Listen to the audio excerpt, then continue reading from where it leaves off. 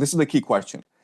Professor, this morning, Secretary of War Pete Hegseth was asked a question about potential ground troops in Iran. He refused to rule out that possibility. And he said, oh, well, we're not going to project to you what we will or will not do, but we don't want to, rule anything out. We will do what it takes. Do you think that America will end up invading Iran from the ground, since it's already becoming relatively clear they won't be able to accomplish the goal of regime change or even regime collapse using just air power alone? Right. So everyone says that the worst calamity that could happen in the United States is if it were to send ground troops into Iran. At the same time, the United States are committed to regime change in Iran. We've never had a precedent in history where you were able to regime change from the air alone. You need ground troops.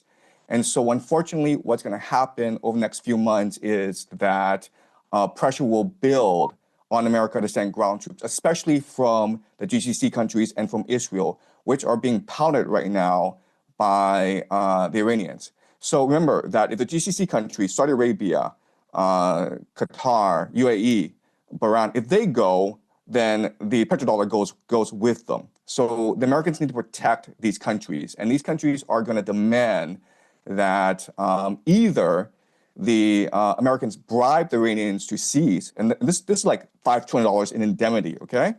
Or send ground troops to wipe out the Iranian threat once and for all. And I know that there's no political will for ground troops to be used against Iran among the American people. But remember that 78% of American people was against initial strikes against Iran in the first place.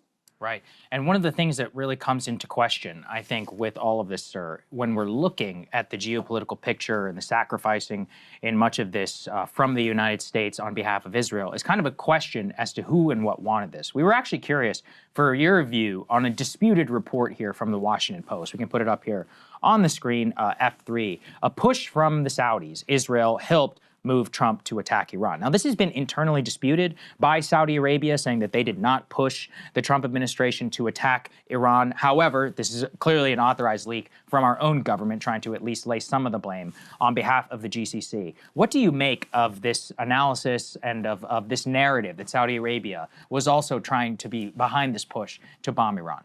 So I've always argued that both Saudi Arabia and Israel are heavily invested in regime change in Iran. Yeah. In fact, Saudi Arabia sees Iran as much more of an existential crisis than Israel. Because remember, Israel still has nuclear weapons, and Israel is a very diverse, very sophisticated economy, whereas Saudi Arabia is completely reliant on oil.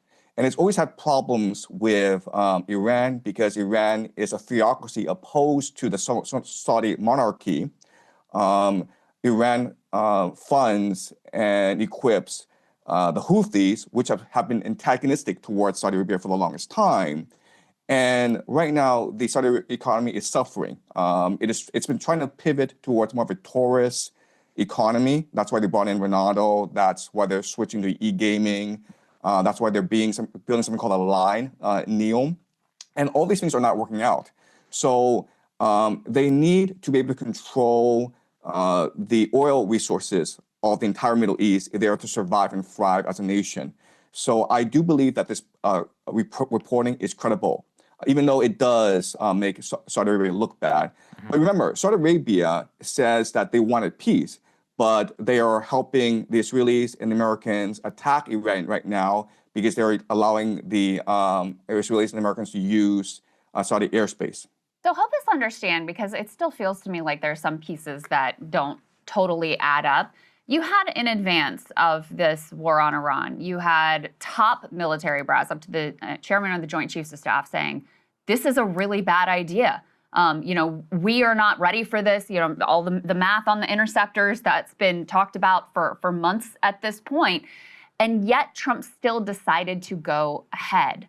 What is the calculus that he was making here that led him to take what already appears to be catastrophic actions? Right, okay. So this is the key question. Why do they do this? I think there are three possibilities, okay? And I think all three possibilities are valid. The first is the idea of hubris. If you look at history, this is how empires behave.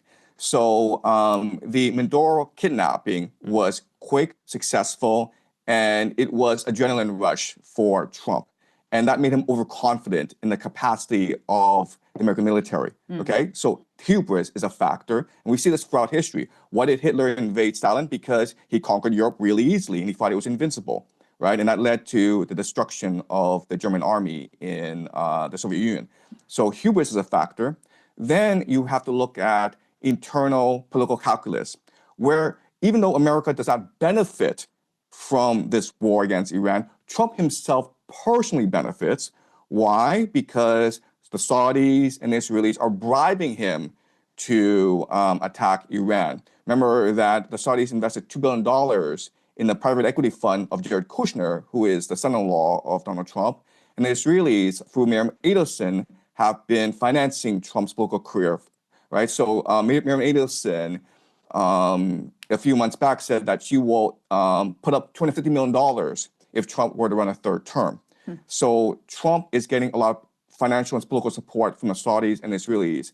Also remember that if this war goes sideways and Trump is forced to use ground troops, he will probably get approval from Congress, and this will give him emergency war powers, which will allow him to influence the midterms. So Trump is thinking about a third term. And I think at the ballot box, he probably won't get it. But if there's a war going on and you can delay elections and you have emergency war powers and people rally around the flag, then he probably will get a third term.